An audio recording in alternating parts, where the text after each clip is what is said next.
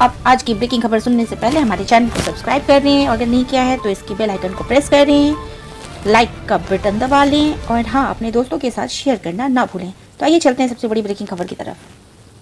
नमस्कार दोस्तों, आप देख रहे हैं एचएम टीवी लाइव और मैं हूं लाल बिहारी लाल। लेकर आया हूं ब्रेकिंग खबरें। बात करते हैं पहले खबर की। तो गलवान घाटी में भारत की कूटनीतिक जीत हुई। हॉट स्प्रिंग से 1.5 से 2 किलोमीटर चीन और भारत की सेना पीछे हटी है। गोगरा में भी पीछे हट रही है चीनी सेनाएं।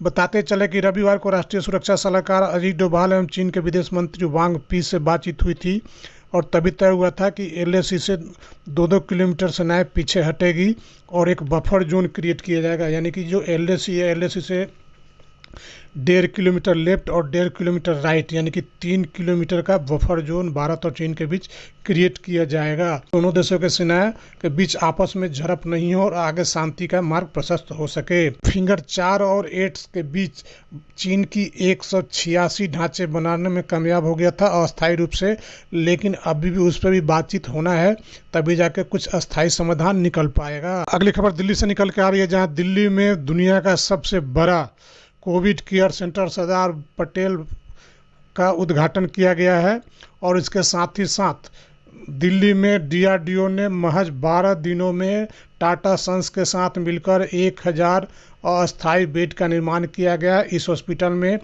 250 आईसीयू बेड भी तैयार किए गए हैं। कोविड केयर सेंटर बना है, उसमें 10,000 लोगों को केयर करने की क्षमता है। अगली खबर खुशखबरी भरी आ रही है, सीबीएसई से निकल के आ रही है। जी हाँ दोस्तों, सीबीएसई ने बच्चों के लिए खुशखबरी भरी सूचना दी है कि लॉकडाउन के कारण स्कूल बंद है। इसी के ध्यान में रखते हुए सीबीएसई ने कक्षा 9 से 12 तक के सिलेबस को इस सत्र यानी कि 2020 और 21 के लिए 30% के सिलेबस में कटौती कर दिया है। इससे बच्चों को बोझ कम होगा और बच्चे आसानी से परीक्षा दे सकेंगे।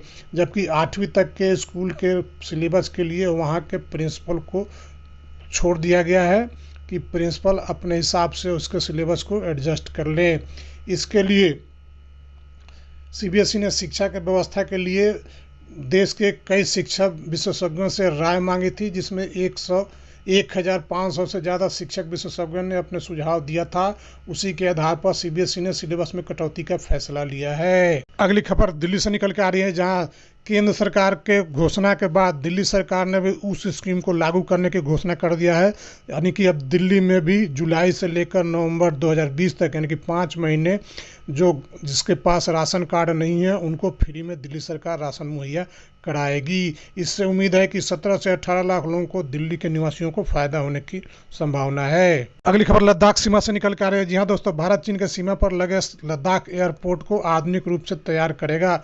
अब लद्दाख में सड़क और पुल के निर्माण के बाद एयरपोर्ट पर भी ध्यान दिया जा रहा है। एयरपोर्ट को मॉडिफाइड किया जा रहा है कि किसी विशेष परिस्थिति में अगर जरूरत हुआ तो उसको आधुनिक हथियारों के साथ उपयोग किया जा सके। अगली खबर निकल के आ रही है कि जो मास्क और सैनिटाइजर को इसेंशियल कमोडिटी एक्ट से बाहर कर दिया गया है। यानी कि आम भाषा में कहें तो अब जो मास्क और सैनिटाइजर का दाम पर सरकारी नियंत्रण था, अब सरकारी नियंत्रण मुक्त हो गया। इसलिए मास्क और सैनिटाइजर के निर्माता कंपनियां उसका दाम स्वतः तय करेगी। साथ ही साथ बताते चले कि उत्तर प्रदेश सरकार ने बिना मास्क घूमने वालों पर जुर्माना राशि बढ़ा दिया है। अब जुर्माना राशि पहले 100 रुपये था, अब उसे बढ़ाकर 500 रुपये कर दिया गया है। इसलिए जरूरी है कि आप मास्क पहन के ही बाहर निकलें। जी हाँ दोस्तों, अगली खबर मोबाइल कंपनियों से निकल के आ रही है। अब भारतीय मोबाइल कंपनियां आगे आएंगी।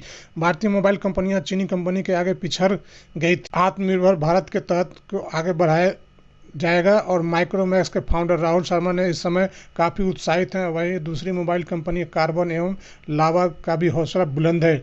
जहां भारतीय मोबाइल कंपनी भारतीय बाजार में 2015 में 31% हिस्सेदारी थी, वही चाइना के मोबाइल आने के बाद 2018 तक आते आते इनकी हिस्सेदारी घटकर 7% रह गई थी। अब इसके लिए सरकार भी मोबाइल कंपनियों को इंडिया में बनाने के लिए जोर दे रही है और ख़ास करके इंडियन कंपनियों के लिए जोर दे रही है। इसलिए आशा जगी है कि अब भारत की मोबाइल कंपनियां काफ़ी आगे आएंगी और भारत सरकार भी उनको प्रोत्साहित करेगी। तब भी जाके चाइनीज कंपनियों का वर्चस्व एक अब भी जो है 75 से 80% है, वो घट के काफ़ी कम आएगा और भारतीय कंपनियां आगे आएगी। बात करते हैं कोरोना अपडेट की। तो अभी तक देश में कोरोना जो है 7,42,417 हो चुके हैं और रिकवर 4,56,831 हो चुके हैं और पिछले 24 घंटे में 482 मौतों के साथ 40 मौतें हो चुकी है और पिछले 24 घंटे में 22,752 कोरोना के मरीज बढ़े हैं।